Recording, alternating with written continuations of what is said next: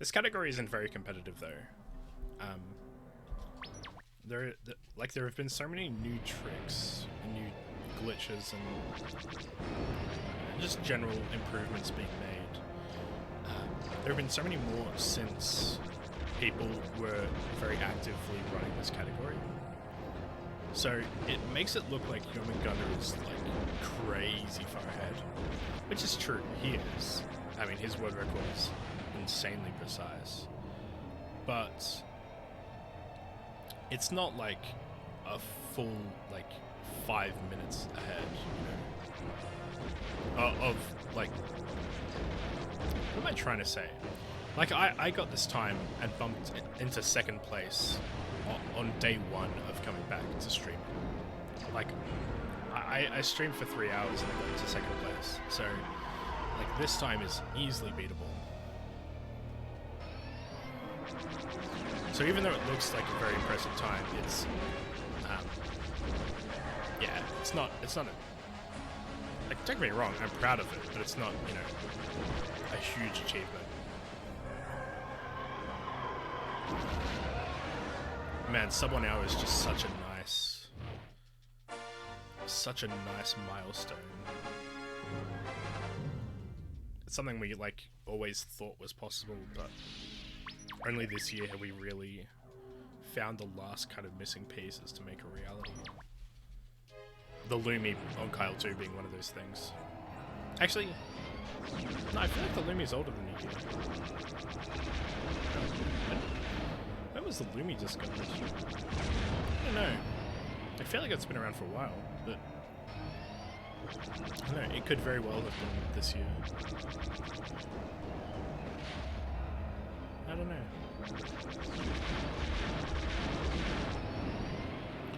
I'd like to get more people running this game.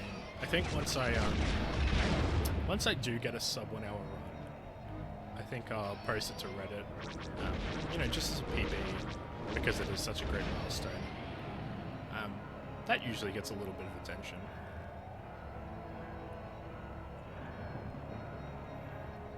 The game is very difficult to run though. I think that's the biggest kind of hurdle for people to get over, is the fact that it barely runs on computers as it is. And you get random crashes like TALORAAN, for example.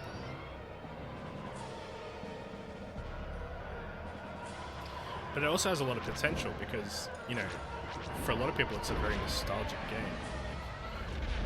A lot of people, like me, you know, grew up playing this game on the Nintendo. Yeah, it's also a Star Wars game. Like, it has the potential for quite a large audience, quite a lot of runners. Especially the runners that already have the capture cards and consoles. You know, there's such a low barrier of entry for those ones because, you know, they've almost got everything they need. If they already have a cartridge, you know, they could just start running right away, and they wouldn't have to deal with all the crashes and stuff that the rest of us do. I'm just gonna kill the guy. This is my new route. My new route involves killing myself on that AT-AT, on the AT-ST.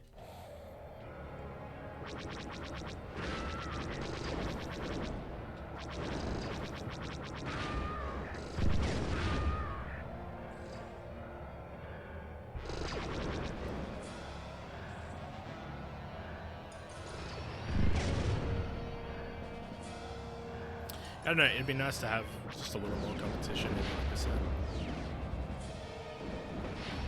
It is kind of weird how far ahead Jormungandr is and how there's just no one even close to him. Gosh, I don't even know where he's saving all that time. It's crazy. Just lots and lots of very precise, very specific, minute details that all add up over time. Like, if you save 2 seconds in every level, it's half a minute altogether. And I think that's just what Jormungandr has done, is he's found a couple of seconds in every level. And it adds up to the point where my sum of best is still 40 seconds behind him.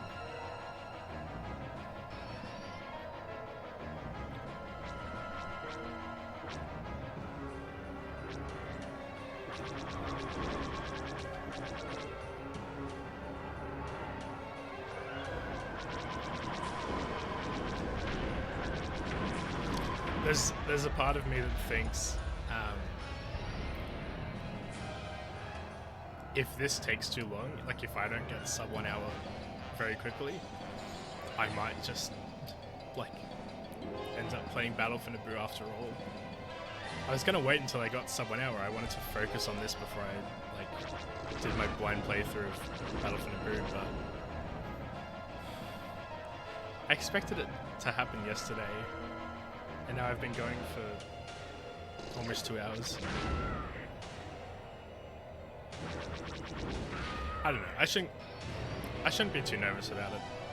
I was obviously on track for a sub 1 hour in the last run. But boy, TALORAAN crashes will get ya. That sucks too, because I'm pretty sure you can just avoid that crash entirely if you just don't mash the A button. And I just wasn't paying enough attention. It's a weird one too. I wonder what's happening there. Obviously by pressing the A button you're interrupting a process that has to happen. I think it has something to do with loading the level. Because the level has to be loaded for the cutscene to play. And then after the cutscene, the player spawns in. So I wonder if when you spam the A button, you tell the game that you want to skip the cutscene, but you do it before the cutscene is finished loading. Like maybe it hasn't loaded the actors or the landscape or something like that. 4 seconds.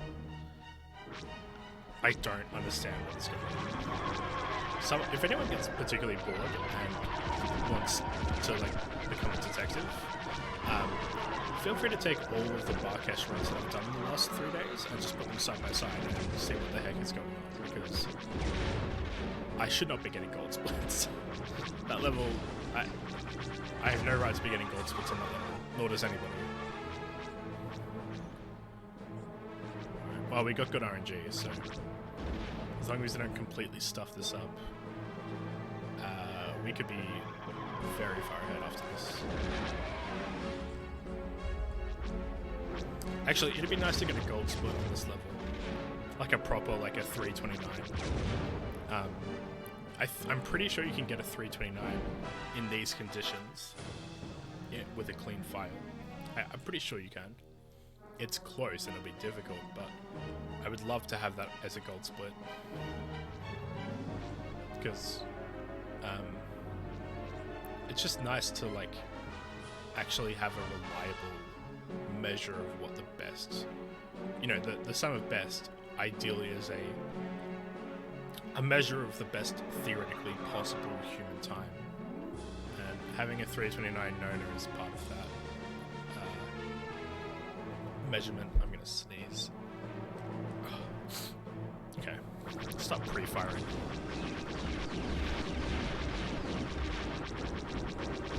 Oh, that was very clean. Very close. I was very nervous at the end of that. I could not have hoped for much faster than that, though. Alright. Let's one-cycle the bonus. Oh, no. There goes my 329.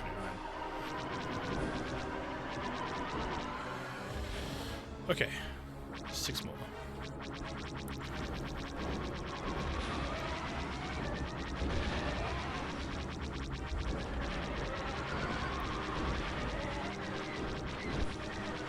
Okay, the last 6 were very clean. I'm very happy with that. The first 2 were not great, but yeah, overall, with the good RNG as well. In fact, this might even be a gold split. It won't be a 329, but it could be a gold split. I don't know what my gold is on this level.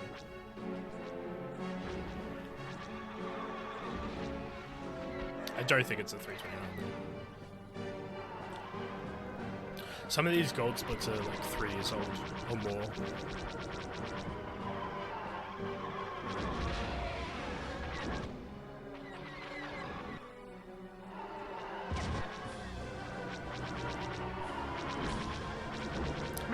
up to? Oh, I passed 100 runs. I didn't even notice. Oh. I was gonna like make a comment about my 100th run, but it came and went.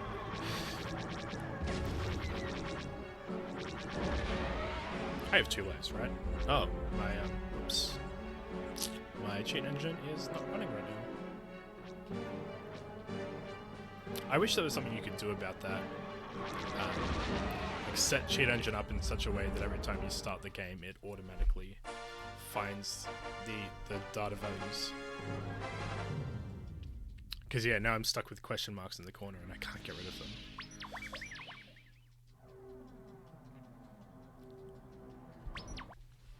Yep, there it is. Nice fat gold split. 34 seconds ahead. Beautiful sight to see.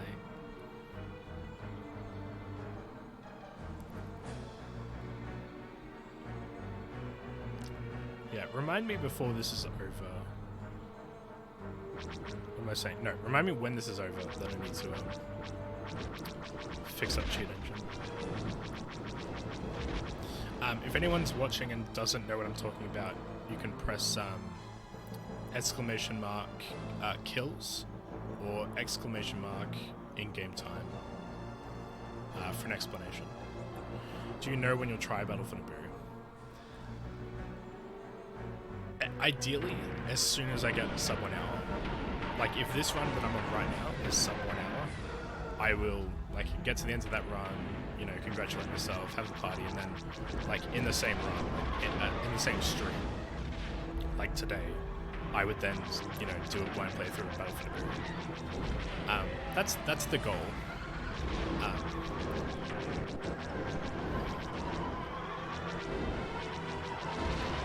Gosh. If, yeah, this is terrible. Absolutely terrible.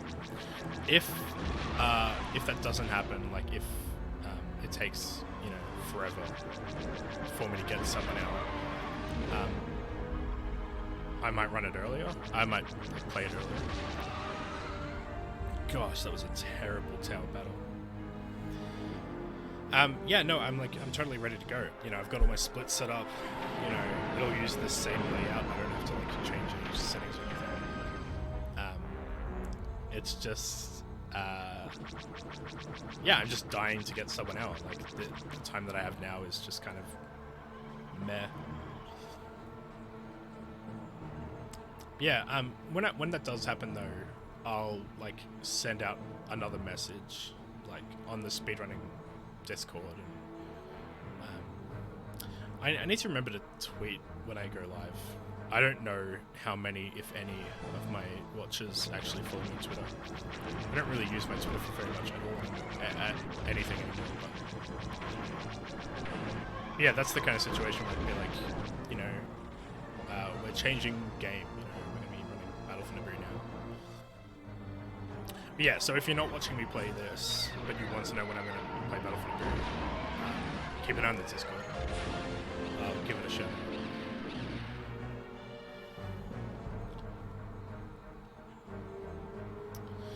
Yeah, man, I'm gonna lose a lot of time here. I can't believe I need to go back and watch my PB. My PB must have had the craziest Corellia.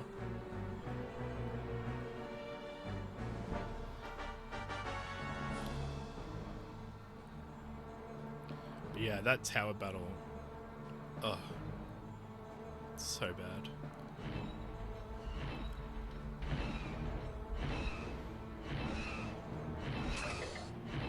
Oof, really crashed there too.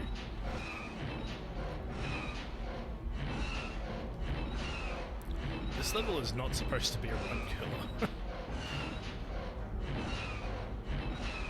Like, pro skip is not super hard, and that's like supposed to be the only really difficult trick.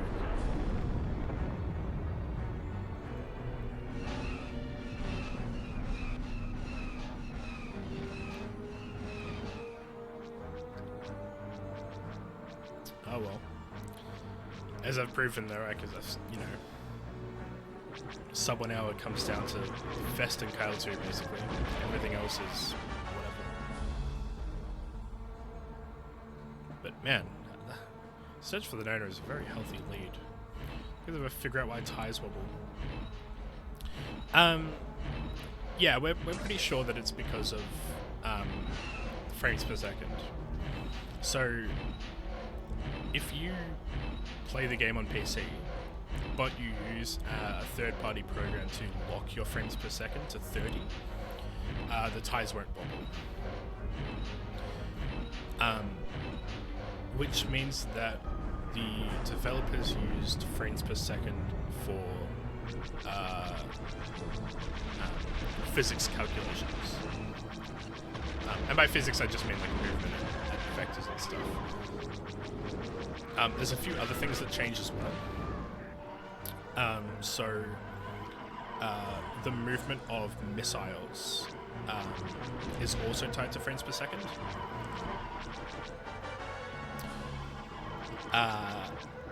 And that has a really interesting consequence, because it means that on Nintendo 64, because the frames are reliable, they don't change, the hardware never changes, the ties don't wobble, and the missiles are more accurate, which means that there are some levels in this game that are extremely difficult because of missiles, and you're constantly being shot out of the sky.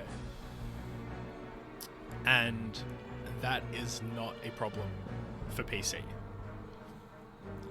And frankly, that was one of the major reasons why we split the leaderboard, because once we realized that, PC has a massive advantage over 64, to the point where 100% runs where you get a gold medal are like terrifying as a concept to run on 64. They're fine on PC because you can go into one of the hardest levels and get a gold medal every time on PC, because getting shot out of the sky by missiles isn't a massive concern. But on 64, like, Raid on Sullust is very difficult because there are just missiles everywhere and the Y-wing is so slow. Imperial construction yards and Kile II took me forever to beat on 64. Yeah, I didn't struggle with those two. I struggled with Death Star Trench Run was rough. That was, for me, that was silver for a long time. Moff Sidon's Revenge, I think, was silver for a long time as well. Those are probably the two worst ones. Raid on Sullust might have been as well. The craziest one, though, and this is a bit of an embarrassing story. When I was a little kid, I didn't know how to use the tow cable.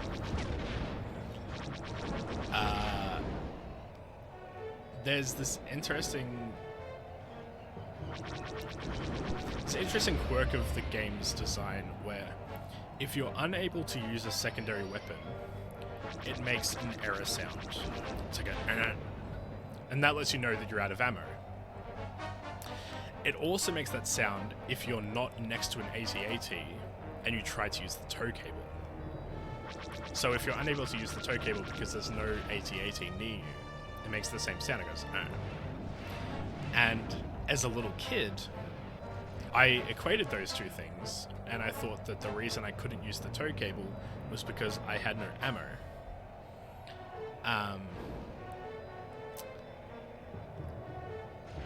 And it's funny because I would try, like I would get close to the AT-AT and try to use the tow cable, but I never got close enough. Like I was never right on the legs the way you need to be.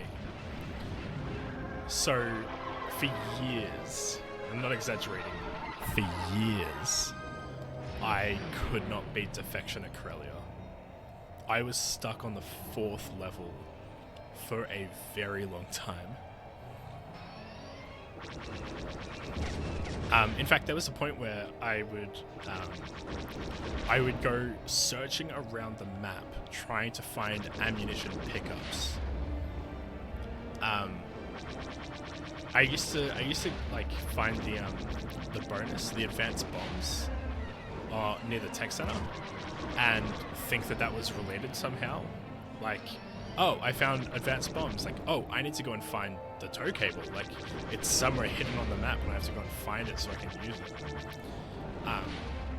So yeah, I can vividly remember playing Defection at Corellia over and over and over, but just scouring every corner of the map until I failed the level and the AT-AT blew it up. Yeah, it's an interesting lesson in game design. Like, you know, I don't even know really how to word the lesson, but there's clearly a lesson there. Yeah. Yeah, unfortunately I didn't have a parental figure to show me how to beat the level. I mean, I did, but I had a dad, obviously, but he didn't teach me. He didn't play the game. He didn't, you know. No one else worked it out. No one was like watching me play and was like, "Hey, have you tried this?"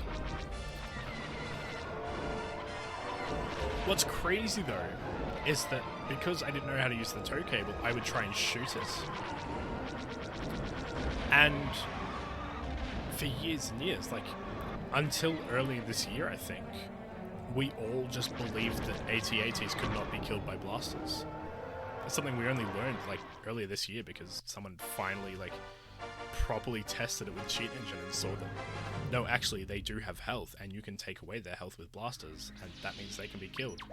And sure enough, like we saved like 10 seconds in Corellia because of that fact. Also, I don't know if you noticed, I got a 349 on Gerard 5, so this run is suddenly very, very good. I had good RNG and no, good RNG in Gerard 5. Oh, that's much better. Yeah, speeding up there while you pick it up. Time to hide chat. Why would I hide chat? Is that a thing speedrunners? Yeah, it's a thing speedrunners do when they're really far ahead and they don't get like jinxed or whatever. I've seen some speedrunners who will hide their splits and the chat, and they will just run blind.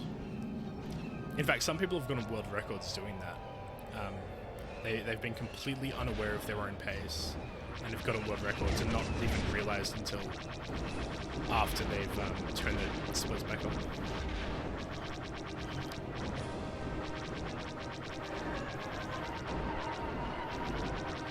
Now, if I could just get these ties and not, like, completely screw this level, that would be just great. Oh my gosh. I'd also like to not die, preferably. Okay. Okay. Okay. Okay. Okay. Where's that tie? Where's the tie? It's behind me. It's always behind me. Oh my gosh, I nearly hit it then. Oh, come on! This is a joke. This is a joke. I can't even... Oh, no! Gosh. I do not like that level. I do not like that level at all. That was not fair. I hate the way they do that. It's it's funny because that exact same situation happens in multiplayer competitive games, like in Battlefront 2 and stuff. What do they call it? A death loop, where you have two vehicles just circling each other trying to shoot, and neither one of them can hit the other one because they're just turning at the same rate. Yeah, that happens in this game too. Because there are some ties that will just follow you so precisely that you just end up circling each other, and it's sad. Yeah, that was a huge time loss, like 20 seconds.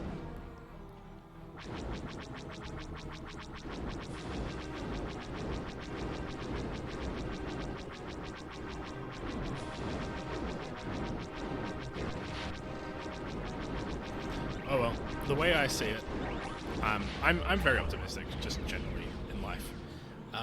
The way I see it, time loss in a PB is an opportunity to save time in the next run. So I like to think about how nice it will be to save 20 seconds tomorrow when I do the Jade Moon.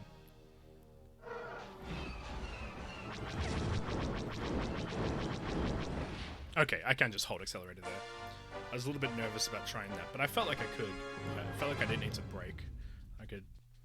The concern is that if you hit that final building and don't blow up, sorry, if you blow up but the building doesn't, you're just losing time. Yes! Oh, we're really on a run now. Okay. Okay. Got the Lumie. Okay.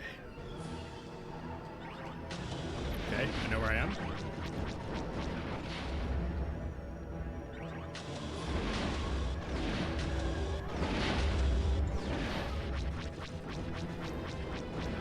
Okay.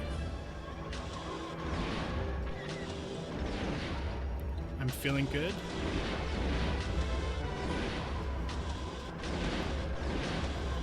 There's 6 bombs left.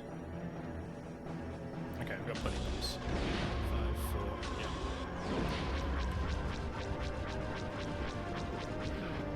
Oh my gosh, I'm feeling so good about this right now. Oh my goodness. Here we go. Sweet camera, yeah. It stops updating frames at a certain height. Oh, I wasn't accelerating. Oh no. I forgot to hold. Oh no. That sucks. I was being too careful about lining up the angle and I forgot that I'm supposed to be accelerating that whole time. That's a bummer. I mean, I'm still saving time. I'm not saving a full minute, but I'm saving time. Oh, quite a bit too. That first Lumie is more important than the second. Not by a huge amount, but... now that you mention all those version differences, I kind of feel more motivated to play this on 64. Yeah, someone else, Shadow, had the exact same response. Once they realized how janky PC was, they actually tried to migrate to 64. Try to migrate. They did. They started running on 64. I think they started running on 64. At one point, they even got the emulator running. They were able to have it emulated properly.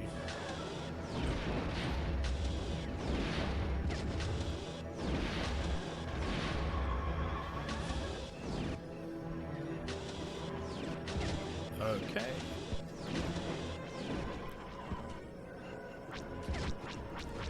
How are we doing for time?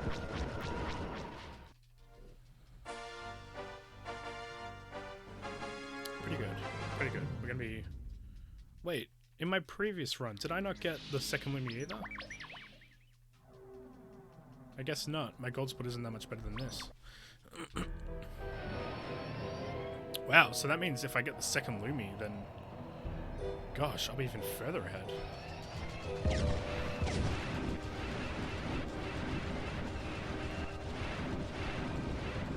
Okay, I missed one. I know where it is. Okay.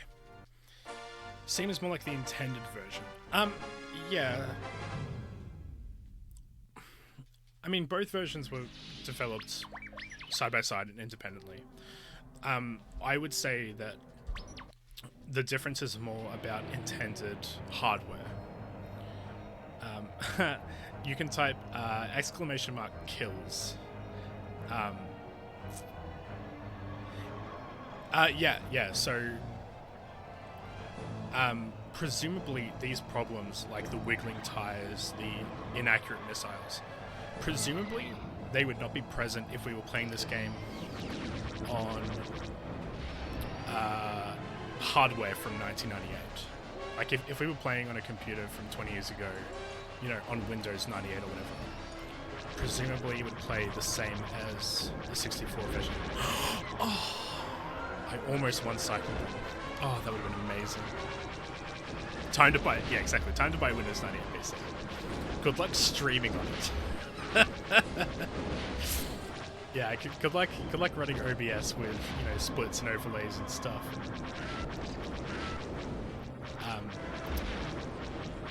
I guess. Oh, actually, could you? Yeah, I guess you could run one computer playing the game and like use a capture card to plug it into another computer that was doing all the split the output.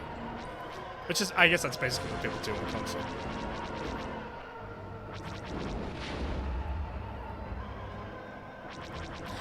Yeah, what's interesting though is that we don't know. As far as I can tell, we don't have any footage of the game from '98. None that I've been able to find. And no one has a computer that old, so we can't actually test it. We don't really know if the game runs normally, quote unquote normally, on old hardware or not. Just an assumption that we've made. But yeah, we had a conversation a while ago about whether or not we should enforce runners, or whether or not we should force runners to play on a locked frame rate. That was an interesting conversation to have, because on one hand, if we lock the frame rate, the game seems to play the way it was supposed to be played. The tires stop wiggling, the missiles are more accurate. The camera doesn't go weird, so the camera glitch is also caused by frames per second. I believe, I need to double check that, but I believe it is. So yeah, on one hand, it's like, you know, we could play the game the way that it's supposed to be played. Or at least, it's not even the right word to use. We can play it the way that the way the developers would have played it when they made the game, is the best way to put it. But then we run into this, the dark side of that question is like, are we still playing the game though? Like, if we modify the game using a third-party program to change the way the game plays and force certain parts of the game to be different, like the frame rate, are we still playing the vanilla game, or are we now playing a modded game? It's a really interesting kind of, not ethical question, like that's not the right word for it, but kind of in the same vein.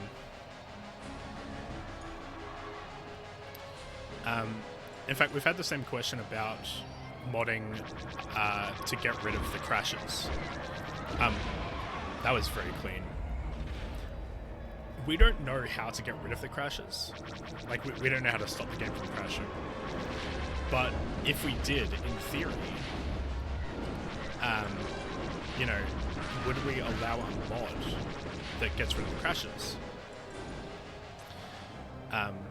Which is, like, on one hand, it's like, yeah, of course. Like, of course, we all want to play without crashes. That would be fantastic.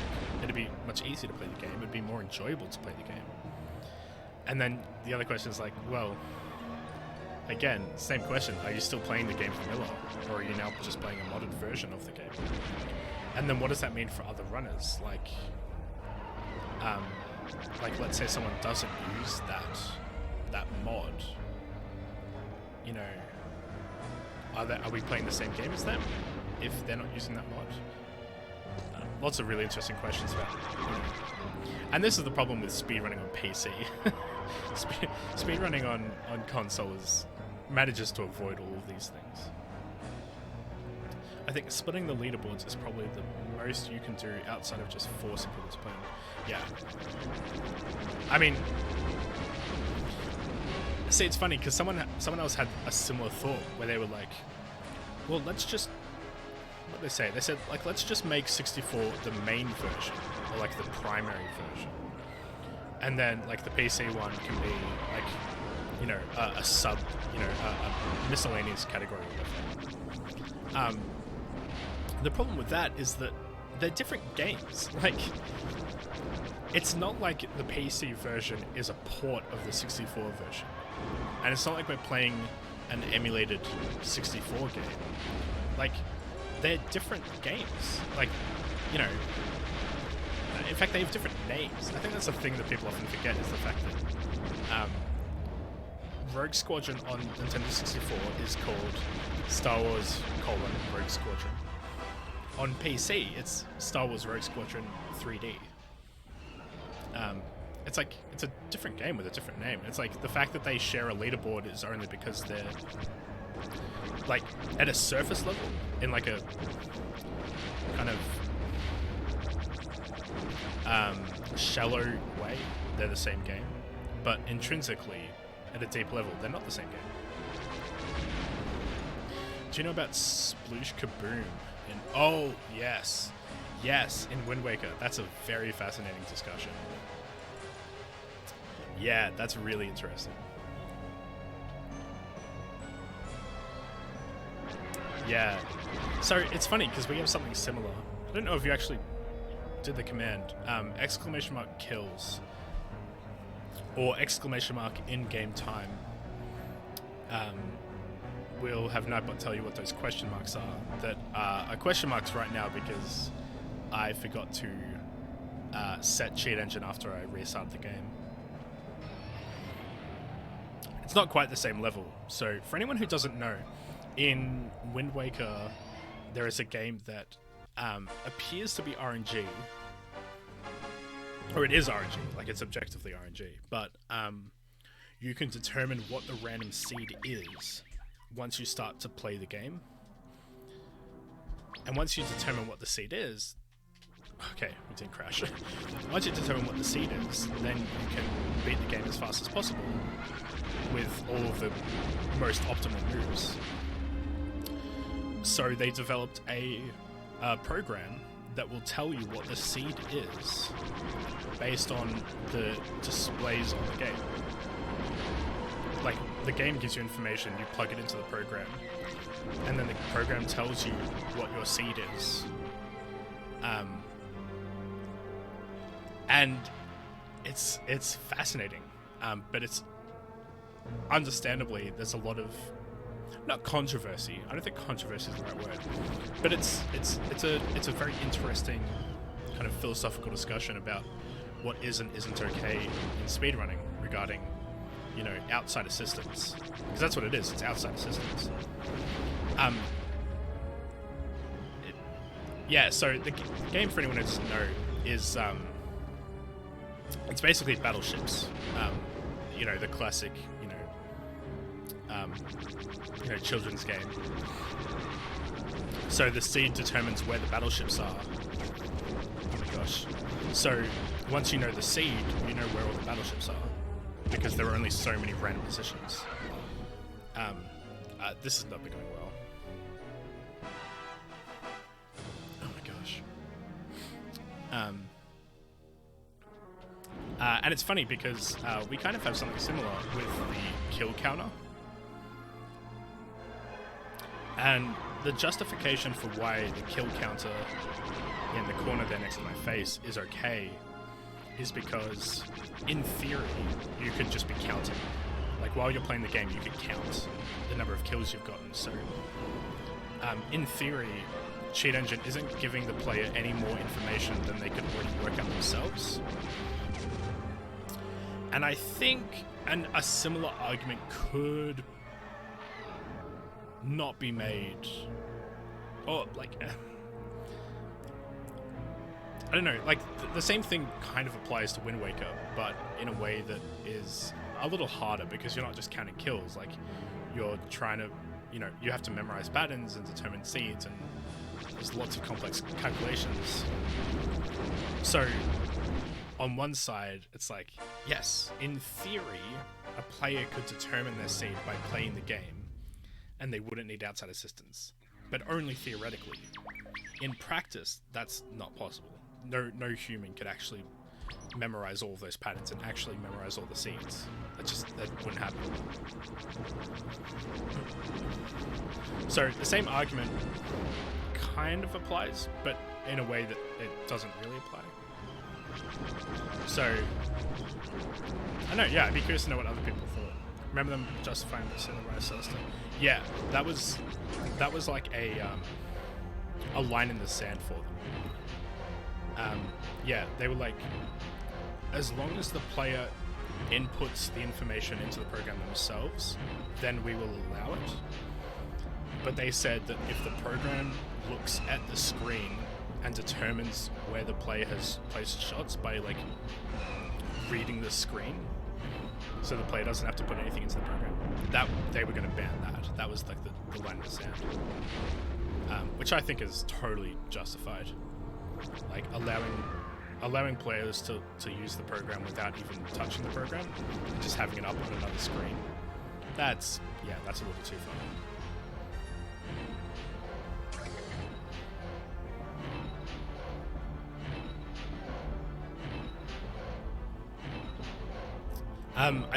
I think the point that our argument breaks down though is the fact that wingmen can also get kills. So your kill counter will go up even if you're not.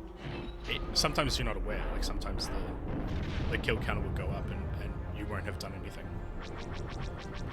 I think that's where our argument breaks down a little bit. Because at that point you couldn't count. Like if you were counting your own kills, your number would be lower than the actual number.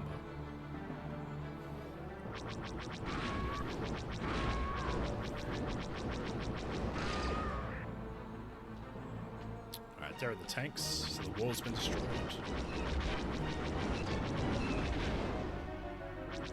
I'm being a little bit safer on this level than I would normally be because in my PB I spawned the AT-AT too early and nearly failed the level. Lost a huge amount of time.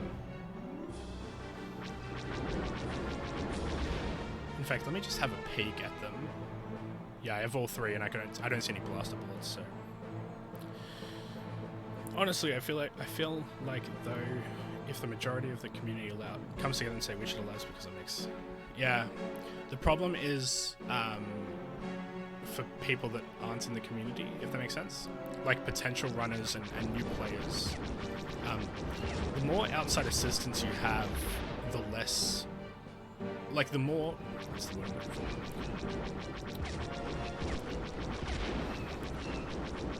I don't know.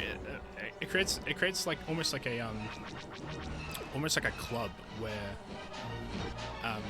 you know, in order to be a part of our speedrunning community, you have to do X, Y, Z. You know.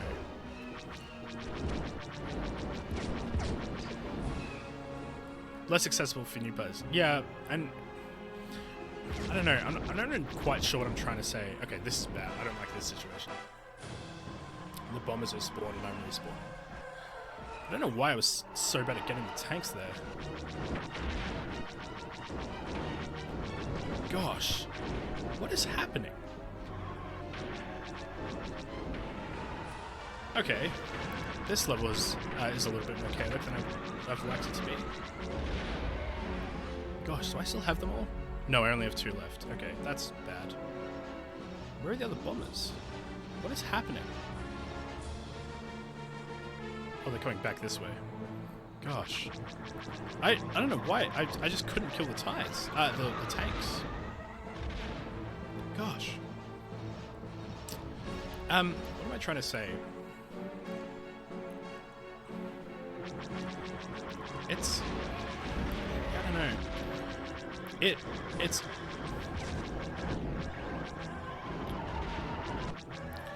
The nice thing about a speedrun being accessible is that anyone anywhere in the world can pick up the game and say that they are, you know, if they get a world record, they can say that they are the fastest at the game. If other players have outside assistance like cheat engine and stuff, if they're able to look at data and work things out, or if they've modded their controller or have special like alterations that way, then the more that kind of breaks down, if that makes sense, like the idea that I am the fastest in the world at this game. I don't know. I'm terrible at Fest. I'm usually very clean at Fest. This is not supposed to be a difficult level. I don't know what happened, but Fest is a very difficult level. For casual players. I mean, frankly, even for speedrunners. Some of the speedrunners really struggle with this level. Yeah, it's quite punishing. It's very easy to... I mean, you saw then, like, So, Escape from Fest is an auto-scroller, which means that the level will progress at the same rate every time. All you are doing throughout the whole level is waiting for the ATPTs to reach the rendezvous point. And nothing you can do can make them go faster. Which means, in theory, if there were no enemies on the map, you could just sit around and do nothing. But as you saw from my gameplay there, I was constantly doing stuff. That entire time I was going for enemies, going for objectives, killing things.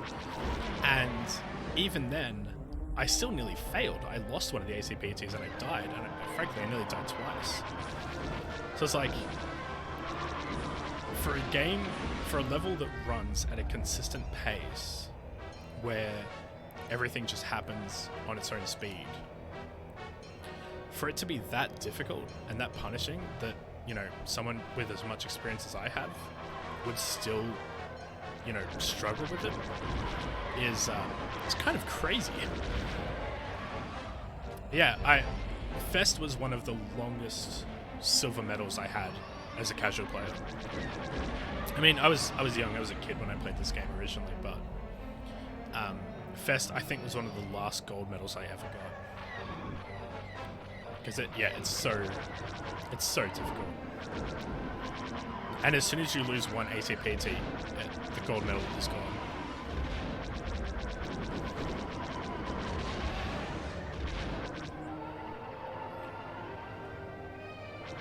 Also, welcome to the chat, Freddy. I don't think I've seen you here before. Nice to meet you. I haven't really... We got into a conversation about speedrunning, and I kind of stopped paying attention to my own splits, but I just realized I am well and truly on pace for sub 1 hour. And I have saved time on every level since Construction Yards.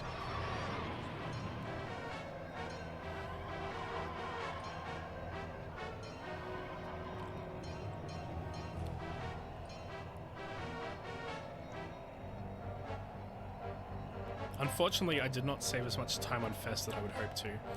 The time loss on Fest comes from losing an ATPT. As you saw there, I lost one. In my PB, I lost 2, so I was even slower. Which is a real shame, because if I didn't lose that one ATPT, I would be even further ahead than I am now. I think I would have been. I need to double check that, actually. It might be that hold on, I need to punch from this. Oh, come on. Come on. Come on. Turn! Turn!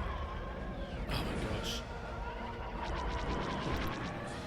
Sometimes X-Wings drive me nuts. I need to double check. I think it may simply be that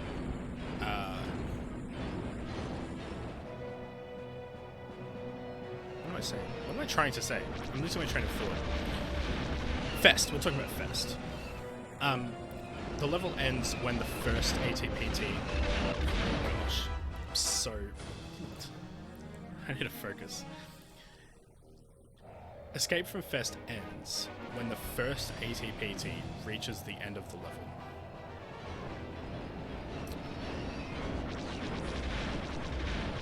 Gosh, shoot a missile! What?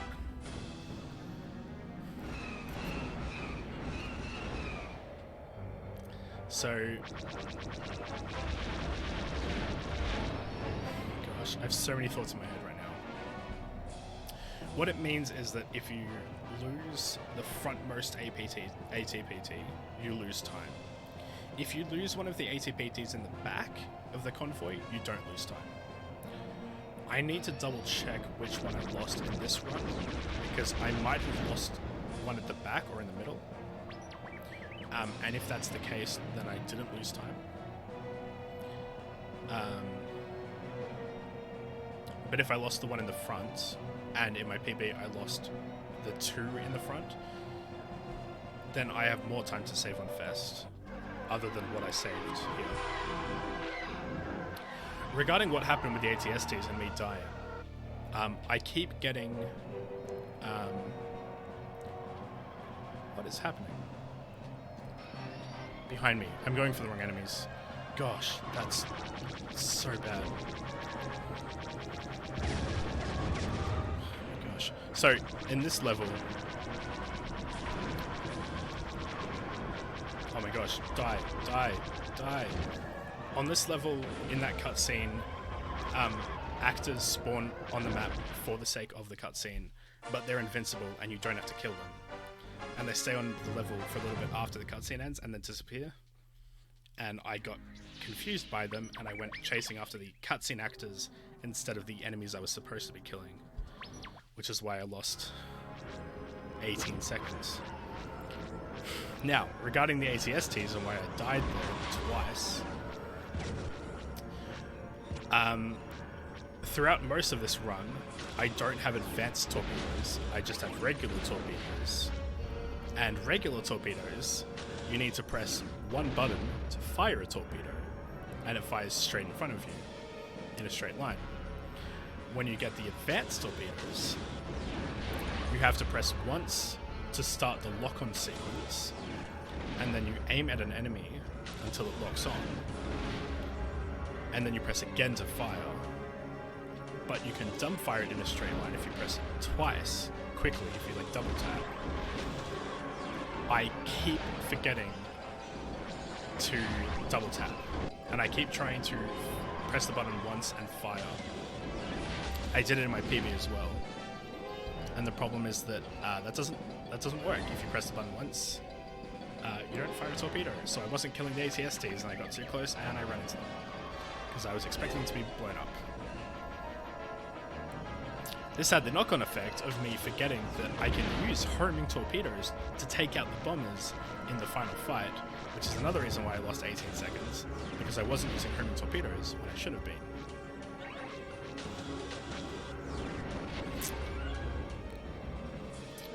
You're saying... Is that it? That's it. What you were saying about, like, can you really say the fastest next game fusing? Yeah. Yeah, it's not... Yeah. It's a little hit or miss. Oh, what? Oh, wrong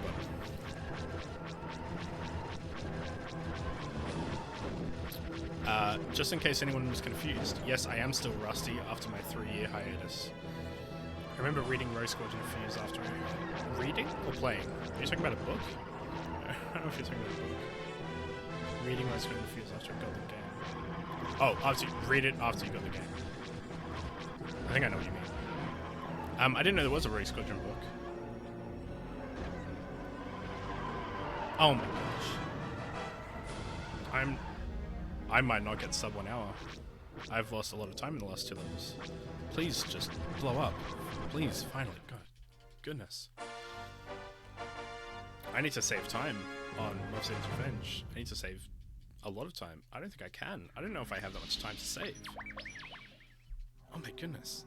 This is going to be so disappointing if I don't get sub 1 hour. No, my PB was a gold split. That's sad. I mean, oh, PB, but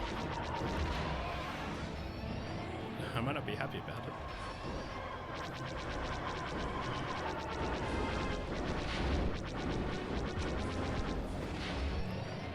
I got it on sale at Blockbuster in 2002.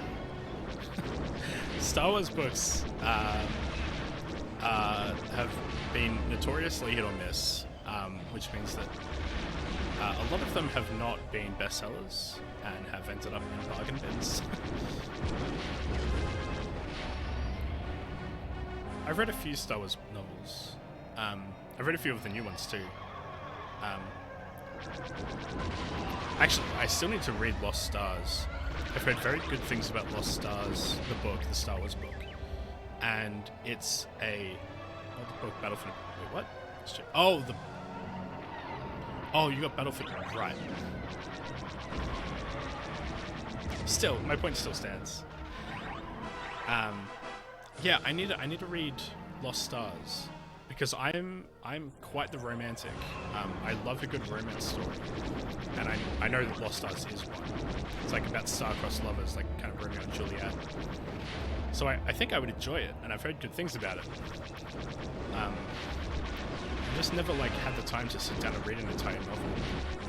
And not since I went back to school. I've had enough reading to do as it is, and not the kind you do for a hobby, the kind you do for work. Oh my goodness, that tie didn't even die. Oh no, it did. Yes, so this level has also been scuffed because I took a lot of damage and managed to kill myself. Well, not kill myself, I died. I got shot out of the sky. And I respawned in a weird place, and my route is weird. I'm not really sure what my route is now. So yeah, that's unfortunate. I'm gonna die again if I'm not careful. Lost Arts is great, I just reread the Thorn trilogy. Yeah, I've heard a lot of good things about the Thorn trilogy as well, but man, that's a whole nother investment to read a whole trilogy. I probably will eventually. So what did I read? I read, I almost read the whole Aftermath trilogy. Aftermath trilogy. I died again. Now I'm at risk of getting a game over. Yeah, I think we're talking about the post-Thorn, the post-Disney trilogy. I don't know if I would sit down and read any of the books from before Disney. Part of what's great about reading the Disney books is that they're all canon, so they can kind of change the way you think about the movies and TV shows. Timothy Zahn, that's right.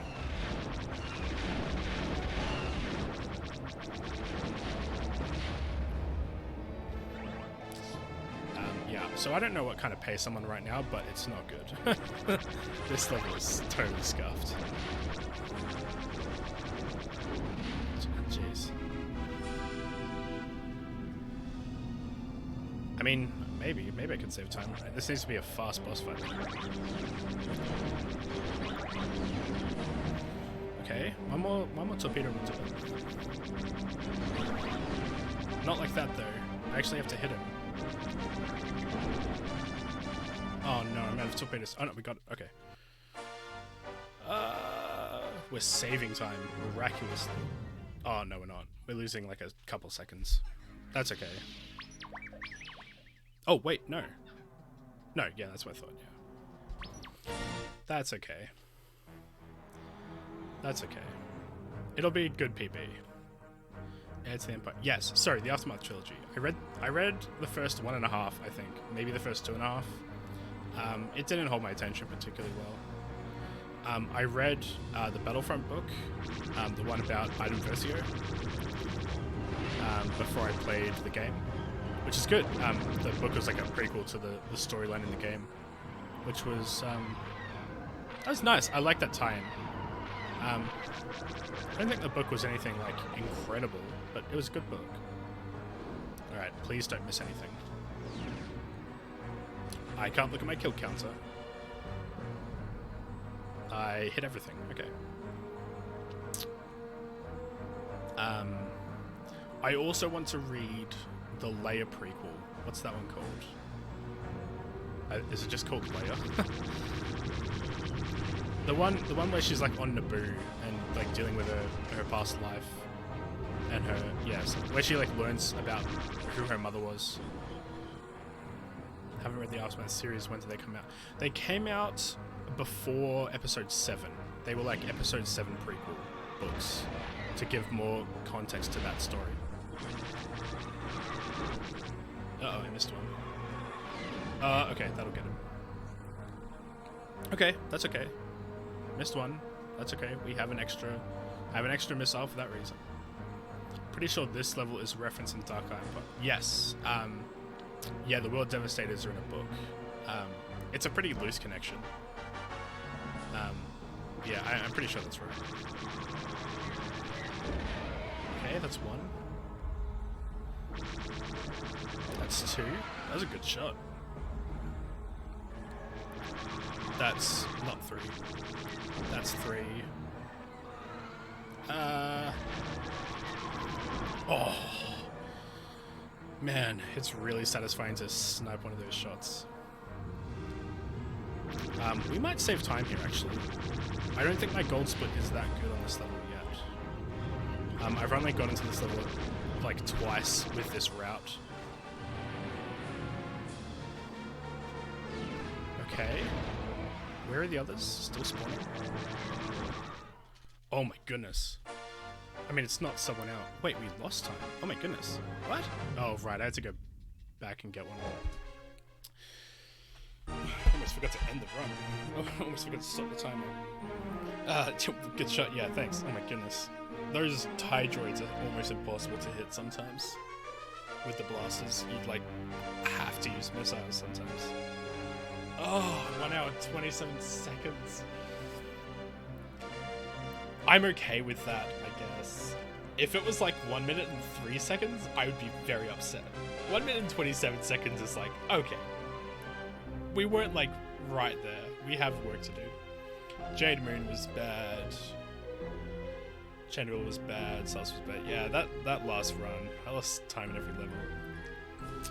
But that is time that I can save in my next run.